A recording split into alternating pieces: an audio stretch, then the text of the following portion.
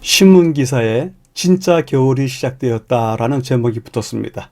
이제까지는 추워도 매운맛이 없었다는 뜻으로 읽혀졌습니다.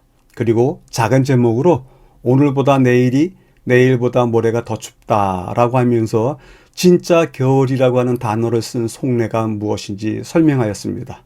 일주일 동안 평안하셨는지요?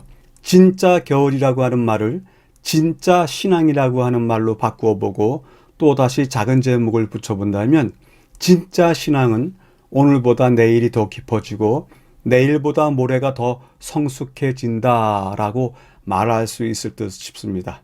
우리 모두의 신앙이 그렇게 성장하기를 기대해 봅니다. 이번 주 제10과의 제목은 복음을 듣지 못한 이를 향한 선교 1입니다. 제10과의 제목은 때때로 우리가 궁금해하는 질문을 되새겨보게 합니다. 복음을 듣지 못한 사람들에게 다가설 때 무엇으로 시작해야 하는지, 복음을 처음으로 선보일 때 그들과의 접촉점을 어떻게 마련해야 하는지에 대한 문제입니다. 오늘의 교과는 그러한 출발선에 서 있는 복음 전령사들에게 매우 중요한 자료를 제공하고 있습니다. 이번 주 교과의 기억절입니다. 우주와 그 가운데 있는 만물을 지으신 하나님께서는 천지의 주제시니 손으로 지은 전에 계시지 아니하시고, 기억절에서 확인할 수 있는데요. 기독교의 첫 번째 메시지는 만물을 지으신 하나님인 것이 분명합니다. 우리 성경책의 첫 장이 그러하고 우리 신앙의 첫 고백이 그러함을 배웁니다. 바울이 만났던 상황을 확인해 가면서 그의 주요 기별을 확인해 보도록 하겠습니다. 기억절 말씀을 간략하게 줄여보겠습니다. 천지의 주제, 손에 지은 전에 계시지 아니하신다. 줄여볼 수 있겠습니다. 매일의 주제입니다. 일요일 아테네의 히브리인, 월요일 아레오바고의 바울, 화요일 바울과 알 수 없는 신, 수요일 전혀 다른 하나님을 소개함, 목요일 반응이 엇갈리는 지점. 각날의 성경 범위에서 알 수 있듯이 이번 주 교과는 사도행전 17장 전체를 통하여 바울이 그리스의 아테네를 방문하여 선교하던 이야기를 전해주고 있습니다. 본문의 5날을 구분하여서 재구성해 보도록 하겠습니다. 일요일과 월요일과 화요일을 한데 묶어서요. 그리스 아테네의 아레오바고에서의 선교를 다루고 있고요. 수요일과 목요일은 그 선교 현장에 있었던 그 외침의 주요 내용, 선교의 핵심 기별이 어떤 것인지를 알려주고 있습니다. 찾아보면서 확인해 보도록 하겠습니다. 전체 배경을 확인하도록 하겠습니다. 중심어를 찾아보도록 하겠습니다. 회당에서 이방인들 아테네에 있는 동안, 아테네라고 하는 도시 이름을 쓰고 있는데요. 성경에서는 아덴이라고 표현을 합니다. 지금 부르는 이름과 성경책에 부르는 이름이 다소 차이점이 있습니다. 내용들을 줄여본다면 바울이 다른 배경, 다른 사고방식을 가지고 있는 세계에 들어가 있다. 그리고 그 세계를 향하여 서 있다. 줄여볼 수 있겠습니다. 그 본 내용을 함께 살펴보도록 하겠습니다. 누가는 바울이 아테네에서 한 일을 묘사하면서 회당, 그곳에 대한 이야기를 하는데요. 성경 이야기를 들어보도록 하겠습니다. 회당에서는 유대인과 경건한 사람들과 또 장터에서는 날마다 만나는 사람들과 변론하니, 아테네에 가 있는 동안 바울은 유대인의 회당에서 유대인들과 경건한 사람들을 만나서 일하는 것을 쉽게 기회를 얻을 수 있고 또한 그것 자체가 매우 편했을 수 있습니다. 그러나 바울은 그것에 만족하지 않았는데요. 이는 다른 사람들에게 복음을 전하라고 하는 부름을 받았기 때문입니다. 바울은 또한 변화된 이방인, 표현이 그렇게 되어 있는데요. 세계관이 이미 어느 정도 하나님을 경외하는 이방인들을 대상으로 해서 일할 수도 있었다. 그들은 성경에 기초한 신앙을 가진 사람들이었기에 예수 그리스도께서 세상을 위하신 메시아이신 것을 쉬이 받아들일 뿐 아니라 바울이 쉽게 가르칠 수도 있었을 것이다. 특별히 그들의 믿음을 더욱더 견고하게 할 수 있는 기회를 만들 수 있었다. 그럼에도 불구하고 바울은 철학으로 유명한 이 도시 아테네, 그 사람들에게 복음을 전하고자 했습니다. 아테네인들은 메시아에 대한 신앙의 토대가 되는 히브리인들의 세계관이나 유대인의 역사를 통해 얻은 믿음과는 전혀 다른 배경과 사고방식을 가지고 있었습니다. 때문에 그들을 대하기 위해서는 노력도 필요했고 새로운 방법도 필요했던 것입니다. 그것을 이번 주에 교과를 통해서 배우게 됩니다. 전체 배경을 요약해 보도록 하겠습니다. 함께 어울리기 쉬운 길이 있었다. 유대인 공동체에 들어가면 그 길은 쉬울 수 있습니다. 그리고 든든한 터 위에 세울 집도 있었다. 이방인들이지만 하나님을 경외하는 이방인들이 있었기 때문에 그곳에 가서도 또다시 더 견고한 집을 세울 수도 있었다. 그러나 전혀 다른 세계를 향해서 가야 된다고 하는 바울의 마음이 있었다. 이미 아테네는 철학과 신화로 젖어 있었는데 그들을 위해서 하나님의 복음을 전해야 되지 않겠는가 하는 방향을 정했다. 여쭤봅니다. 우리 각자 다른 역할이 있다. 내가 향해 갈 단계는 어느 것인가? 함께 어울리기 쉬운 그 길에 머물 것인가? 든든한 터 위에 견고하게 세울 집 때문에 그들을 찾아갈 것인가? 아니면 전혀 다른 세계를 향해 갈 것인가? 우리에겐 각자 자기 역량이 있습니다. 그렇기 때문에 전혀 다른 세계, 세상을 향해 가는 것, 그것만이 정답은 아닌 듯 싶습니다. 우리가 향해 가야 될 곳이 어딘지 살펴보시게 되길 바랍니다. 첫째 날입니다. 아테네의 시브리인. 역사적으로 이야기하고 학문적으로 이야기하면 아테네는 헬레니즘의 중심지이고요.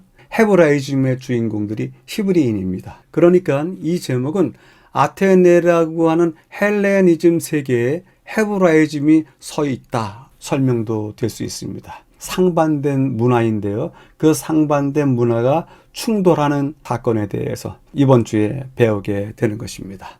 우상이 가득한 도시였다. 철학자들도 있었다. 아테네의 광장에 만난 사람들이 있었다. 아테네에 대한 이야기를 하면서 우상과 철학자들 그리고 광장에 가득한 사람들, 아테네는 이 세 특성으로 가득 찬 도시였었습니다. 아테네, 우상과 철학자와 광장 사람들. 과연 그곳에서 어떤 일이 벌어질지에 대해서 전체를 확인해 가도록 하겠습니다. 첫 번째 부분에서 이야기할 것은요. 아테네는 우상이 가득한 도시였다. 무수한 경고에도 우상 숭배에 빠졌던 유대인의 역사와 그 성향을 바울은 알고 있었기 때문에 아테네에 가득한 우상을 보면서 분노했을 것이다. 왜냐하면 자기 조상들이 그렇게 살아왔기 때문에 그 조상들의 그 삶의 결말이 어떠한지 아는 것입니다. 아테네를 바라보면서 분노했을 것 같습니다. 참 하나님을 알지 못한다면 죄로 인해 멸망하게 될 아테네 사람을 향한 동정심이 바울의 선교 동기가 되었음이 분명하다. 오늘날 우리들도 우상이 가득한 도시에 살아가고 있다. 때문에 성령의 감화로 복음이 온 세상을 위한 것이라는 사실을 인정하고 하나님께서 아테네 시민들을 구원하시기 위해서 바울을 사용하신 것처럼 역시 우리도 우리가 사는 도시를 위해서 하나님께서 사용하실 도구들이 되어야 한다. 말씀하시고 계십니다. 두 번째 부분에서는 바울은 우상을 숭배하는 이교도뿐만 아니라 아테네 거리를 가득 메운 철학자들을 포함하여 복음을 전혀 듣지 못한 사람들에게 복음을 전해야 된다고 하는 세계 선교라고 하는 개념을 깨닫게 되었습니다. 세계 선교라고 하는 것은 자기 민족에 대한 선교, 유대인에 대한 선교, 그것을 뛰어넘는 개념을 세계 선교로 볼 수 있겠습니다. 아테네 거리의 철학자들, 신화론자들, 그리고 아테네에 상업차 왔던 숱한 이방의 사업가들, 그들 모두를 포함한다고 생각한다면 이것은 세계 선교의 개념이 되는 것입니다. 그래서 바울은 이러한 사람들이 있는 광장을 자주 방문했고 이 경험을 통해서 이교도들의 마음과 생각에 다가설 수 있는 방법을 연구하고 시험했습니다. 쉽게 이야기한다면 최초의 세계 선교 센터를 시작하게 되었습니다. 바울은 아테네의 유대인이나 하나님을 경외하는 이방인에게 접근하는 방식으로는 아테네 사람들에게 다가설 수 없다는 것을 알았습니다. 그들은 이스라엘의 하나님, 그리고 그분이 이스라엘 민족 가운데서 행하신 일이 자신과 관계가 없다고 생각하는 사람들이었습니다. 유대인이나 하나님을 경외하는 이방인들에게 매우 중요한 하나님에 대한 개념과 믿음일지라도 아테네 광장 사람들에게는 아무런 의미가 없었습니다. 그러므로 완전히 새로운 접근 방식이 필요했는데요. 오늘날 유대 기독교 유산, 성경적인 유산이죠. 성경의 믿음과 관련되어 있는 유산과는 전혀 공통점이 없는 배경을 가진 사람들에게 다가가려고 노력하고 있습니다.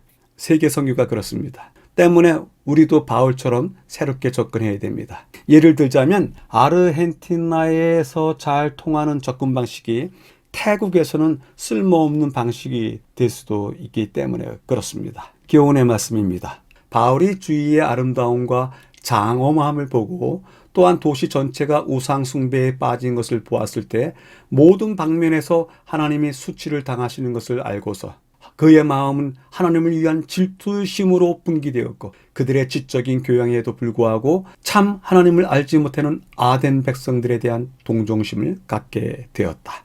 첫날을 요약해 보도록 하겠습니다. 우상이 가득한 도시, 그 아테네 시민들에 대한 구원에 관심을 갖게 되었다.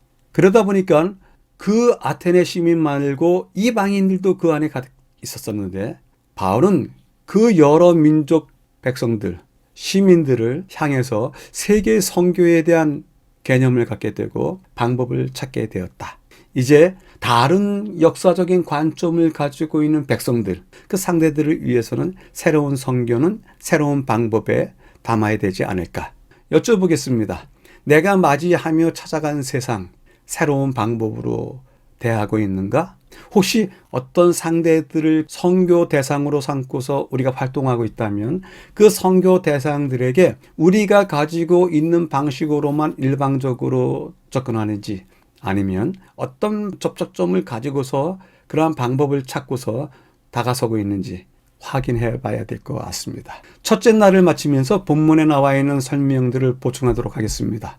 우선은 아테네인데요. 이 아테네는 아주 아름다운 도시입니다. 그래서 지중해 백장미라고 부르고 있는데요. 지중해변에 접해 있고 한눈에 들어오는 도시가 매우 아름답습니다.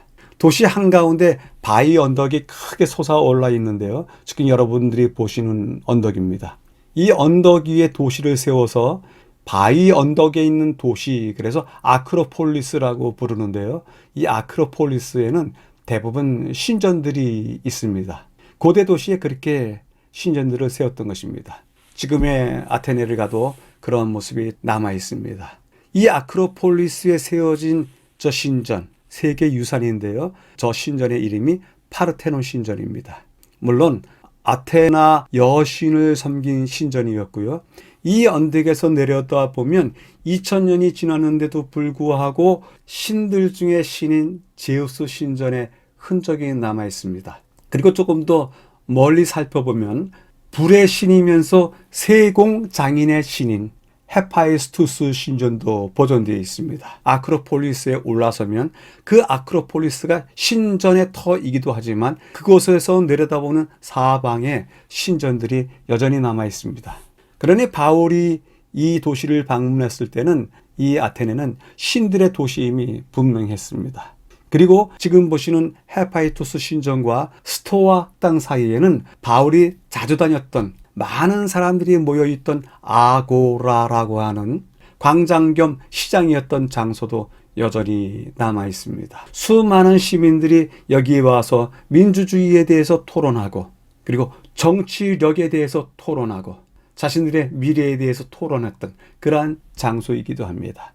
그리고 시장이기도 합니다. 이곳에서 바울은 철학자들, 시민들, 외국인들을 만나서 그들에게 하나님의 말씀을 전했던 것입니다.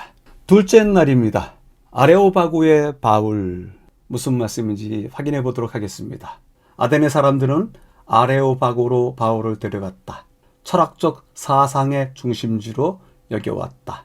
그리고 바울은 가말리엘 밑에서 교육을 받았다.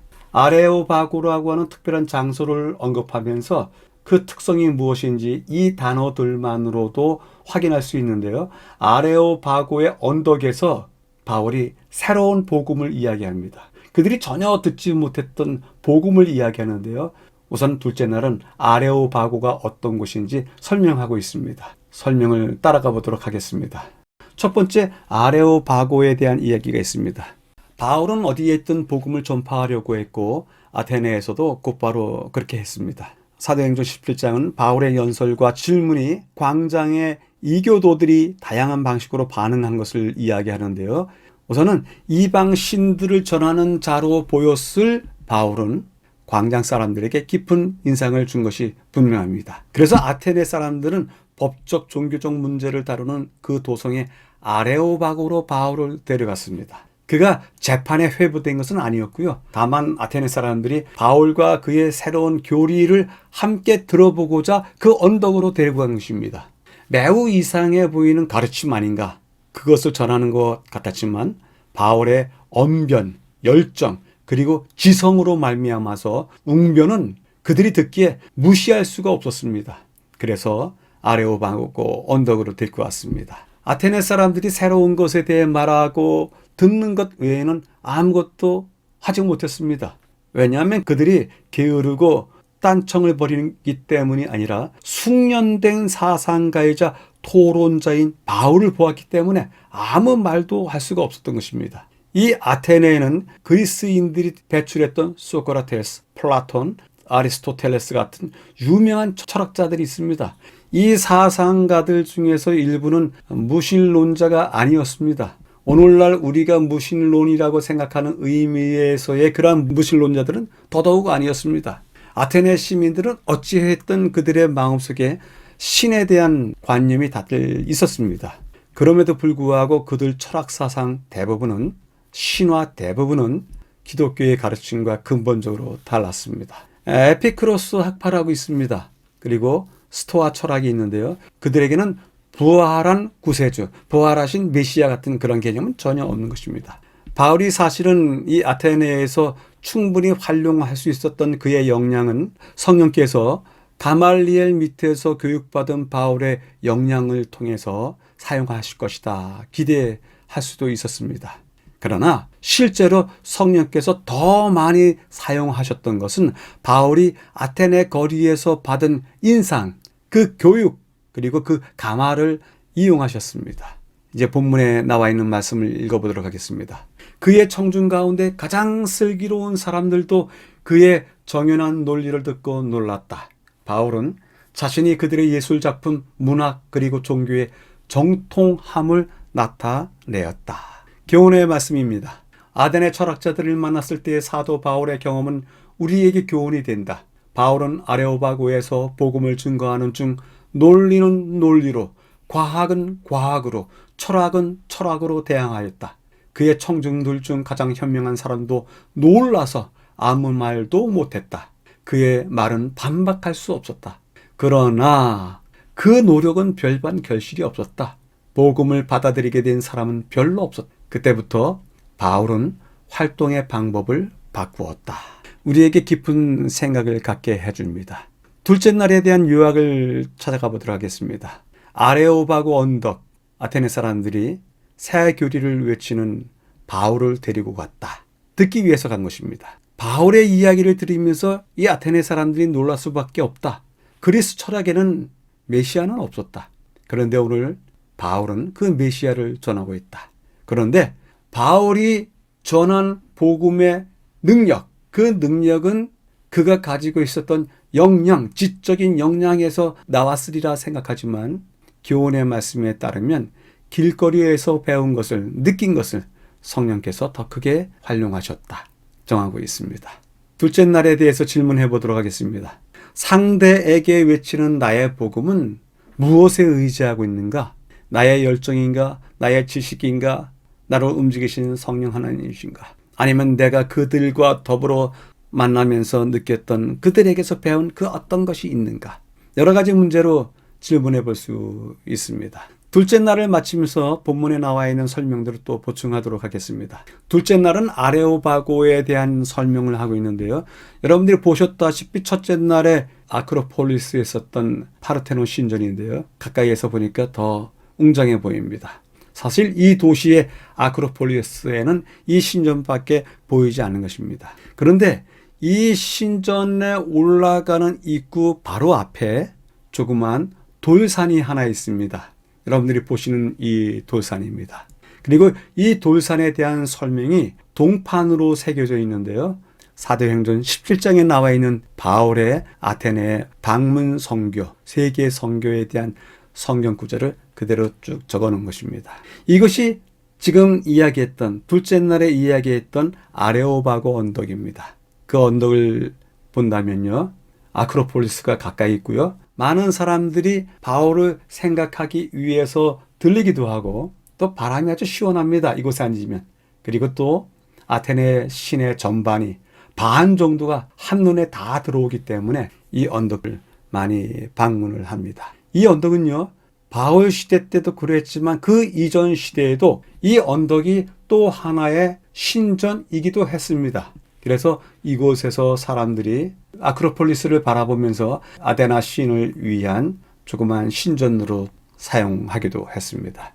바울이 바로 이 언덕에서 새로운 복음을 전하고 있습니다.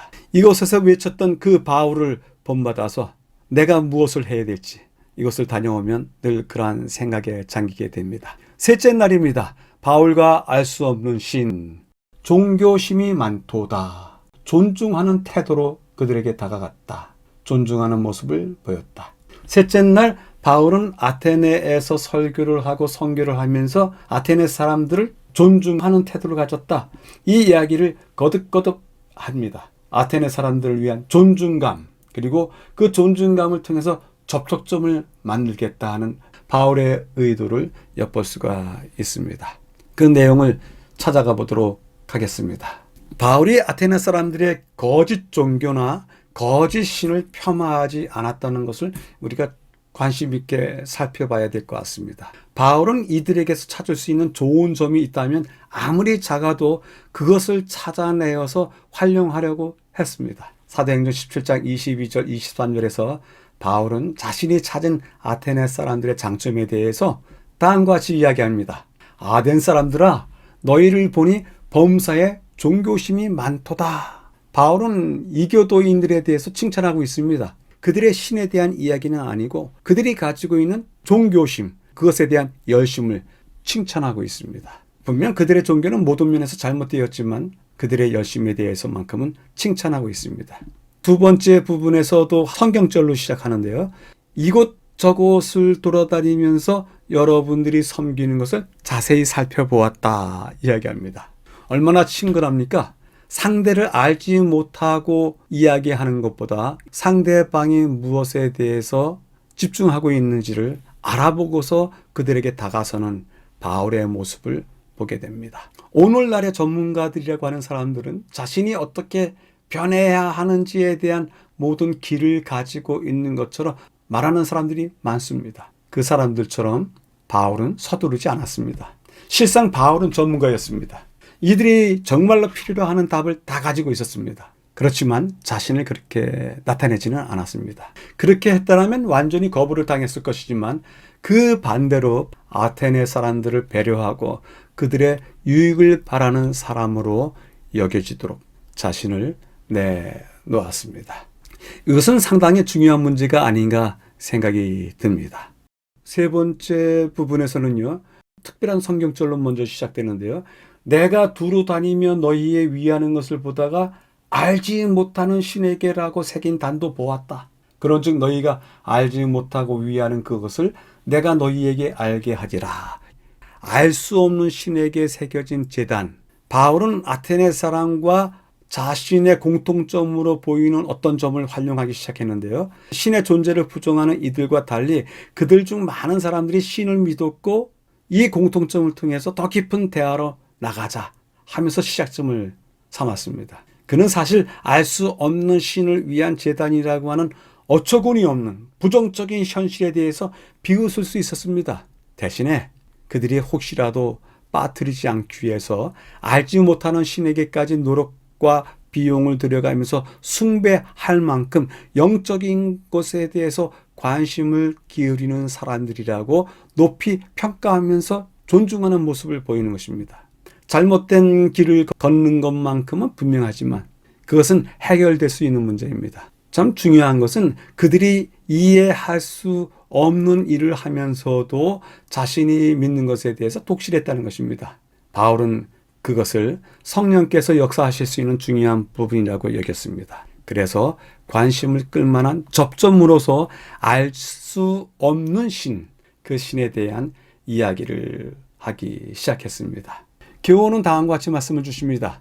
죄는 인간의 시야를 흐리게 하였으며 인간 자신의 힘으로는 천연계를 하나님보다 더 높이 평가함 없이 천연계를 해석할 수 없다. 인간은 천연계 가운데서 하나님 혹은 하나님께서 보내신 예수 그리스도를 식별할 수 없다.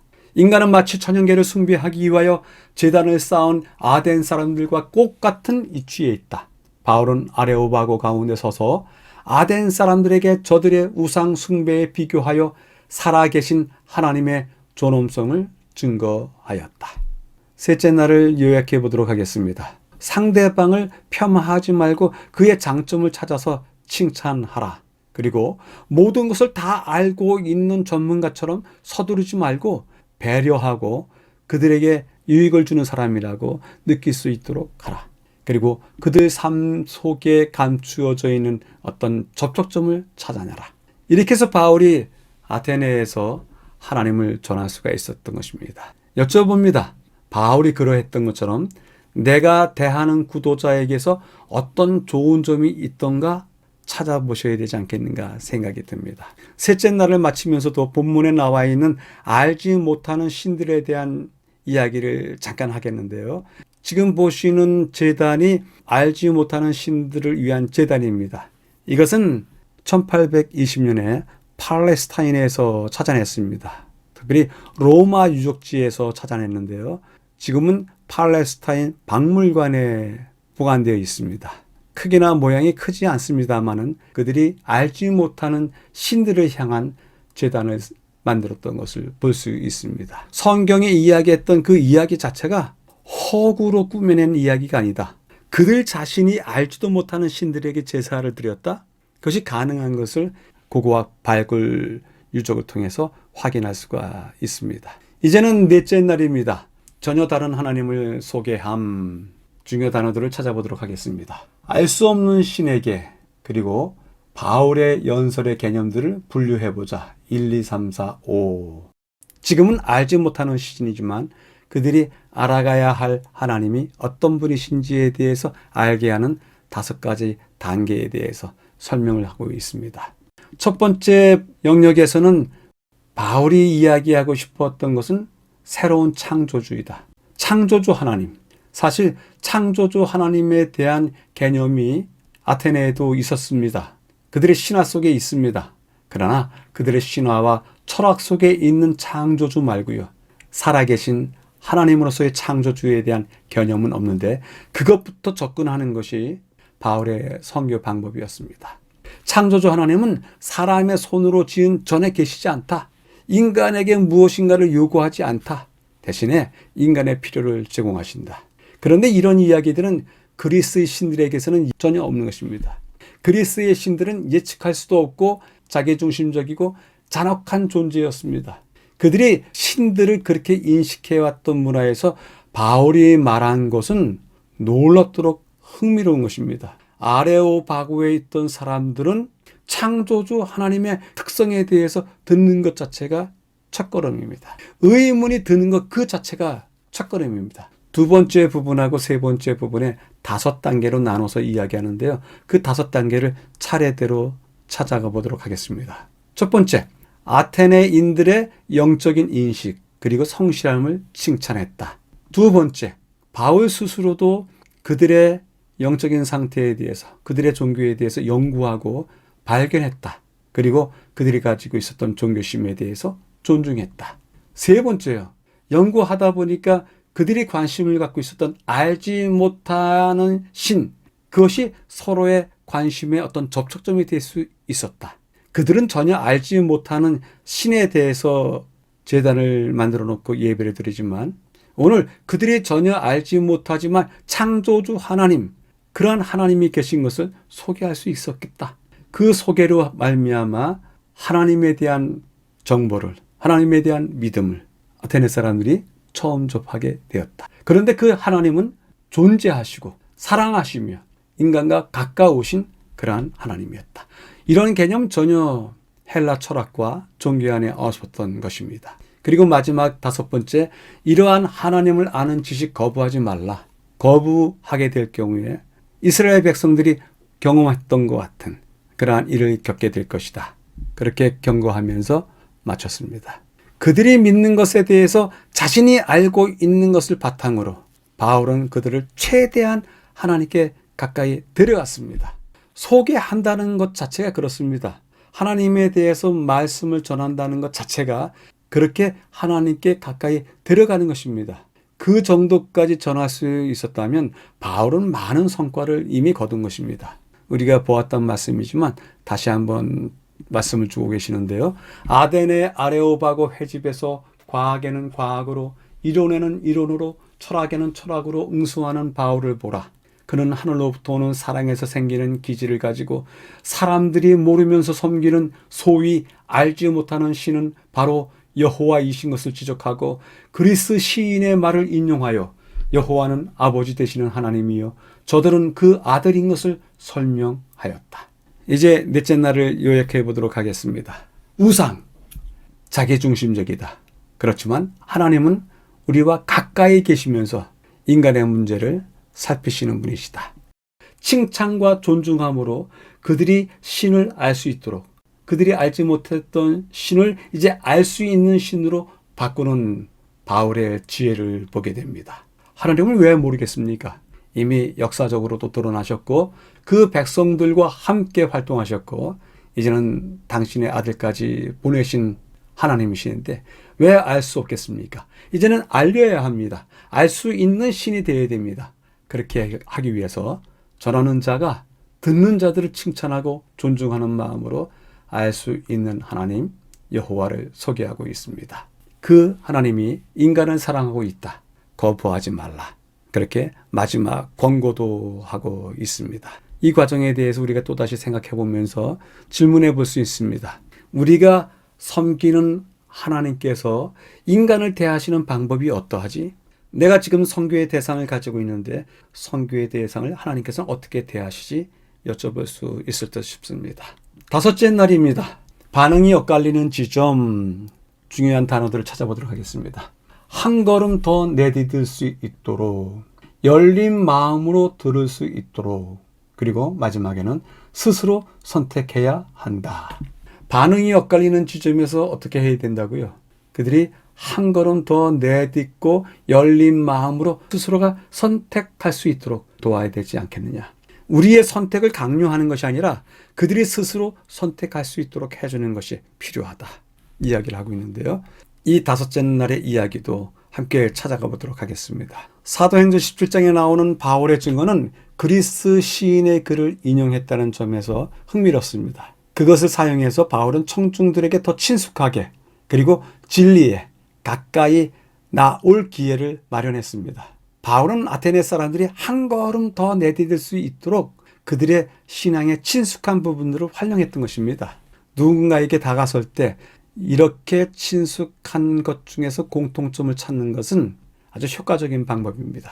바울은 아테네 사람들과의 공통점을 바탕으로 자신이 이끌고자 했던 곳, 즉 예수님의 부활과 그 부활이 그들 모두에게 주는 소망으로 이끌었습니다. 그것으로 연결했습니다. 누가는 부활에 대한 바울의 결론에 사람들이 어떻게 반응했는지 기록했습니다. 어떤 이들은 비웃었습니다. 어떤 이들은 이 문제에 대해서 바울의 말을 다시 듣고 싶어 했습니다. 그것을 믿는 사람도 있었습니다. 이 이야기에서 우리가 주목할 만한 것은 반응이 어떻든 그들 모두가 바울의 말을 들었다는 사실입니다. 그것이야말로 바울이 처음부터 바라던 것이었습니다. 어떤 이들은 거부하겠지만 그 전에 적어도 그들이 무엇을 거부하고 있는지 알 수 있게끔 가능한 모든 것을 이야기하고 그 과정에 이르렀다는 것이 중요합니다. 아테네 사람들에게 다가가고 그들에 대해서 연구하고 배운 것을 잘 활용해 바울은 그들이 알지 못했던 그러나 창조하신 하나님은 존재한다는 사실에 대해서 열린 마음으로 들을 수 있도록 확실하게 증거를 했습니다. 그들의 무지에도 불구하고 그분은 그들에게 자비를 베푸셨습니다. 하지만 심판의 날이 다가오고 있습니다. 믿기 어려운 것처럼 들릴지라도 그리스도의 부활은 그 모든 것들의 확실한 증거가 됩니다. 때문에 아테네 사람들이 이 기별을 듣고서 거부할지 더 살펴볼지 스스로 선택하도록 그들에게 기회가 주어졌습니다. 그 결과 어떤 사람들은 복음을 더 살펴보고 예수님을 따르게 되었다고 전하고 있습니다. 교훈은 다음과 같이 말씀하시고 계십니다. 복음 기별이 아덴인들 중에서 비교적 성공을 얻지 못한 이유를 지성과 인간의 지혜를 자랑하는 그들의 교만에서 찾을 수 있을 것이다. 가련하고 잃어버린 죄인으로서 그리스도께 나오는 세상의 지혜로운 사람들은 구원에 이르는 지혜를 얻게 될 것이나 자신들의 지혜를 높이며 나오는 특출난 사람들은 그리스도께서만이 주실 수 있는 빛과 지식을 얻지 못할 것이다. 다섯째 날을 요약해 보도록 하겠습니다.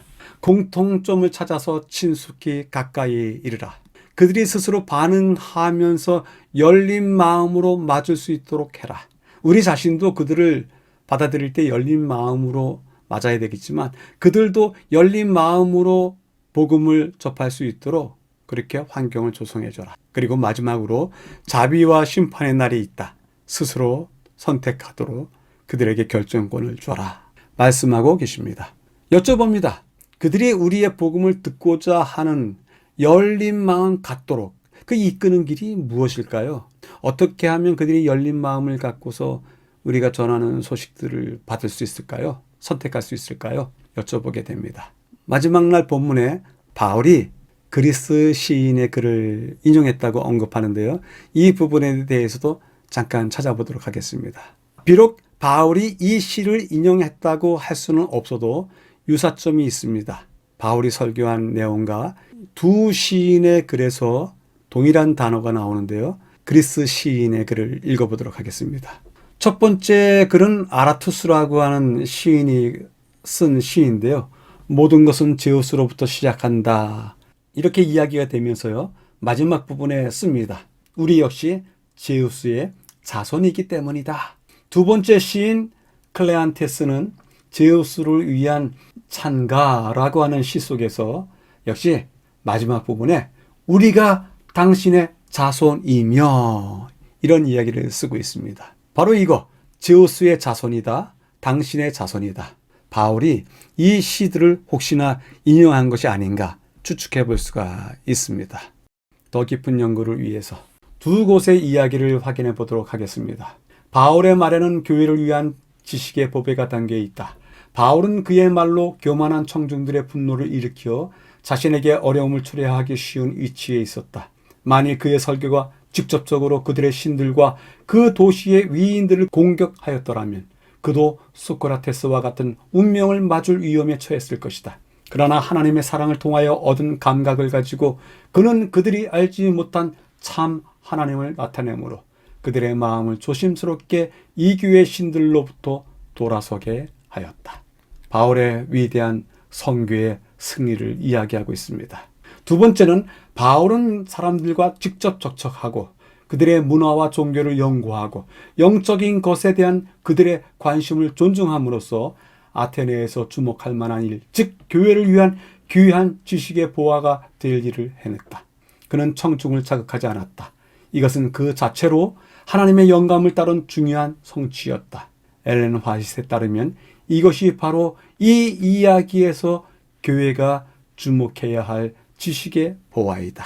중요한 말씀들을 전해주시고 계십니다. 자신에게 질문하기를 해보도록 하겠습니다. 언덕에서 외친 적이 있는가? 그리 아니하여도 나의 이웃과 친구들에게 외친 적이 있는가? 우리 모두가 아레오바고 언덕에 서서 외치도록 초청된 것 아닙니다. 그러한 특권을 가진 사람들이 있겠지만 우리 모두가 그 언덕에서 외치지 못할지라도 이웃과 친구들에게 외칠 수 있습니다. 우리 모두가 관심을 갖게 되길 바랍니다. 오늘의 교과를 세 줄로 요약해 보도록 하겠습니다. 첫 번째, 세계인을 향하여 바울은 외쳤다. 자기 백성, 그리고 아테네 사람들, 그리고 아테네를 찾아온 세계인들. 그래서 전 인류를 향해서 바울은 외쳤다. 그가 창조주와 부활의 주를 드러냈다. 가장 중요하게 여길 것은 바로 이것이다. 창조의 하나님, 부활하신 주님. 그것을 드러내었다. 그리고 마지막으로 친숙히 가까이 존중하면서 그들을 맞으라. 이것이 우리가 배운 오늘의 교과 내용입니다. 본 학회의 교과 연구에 참여해 주신 여러분들께 감사드립니다. 다음 주에 다시 뵙겠습니다. 감사합니다.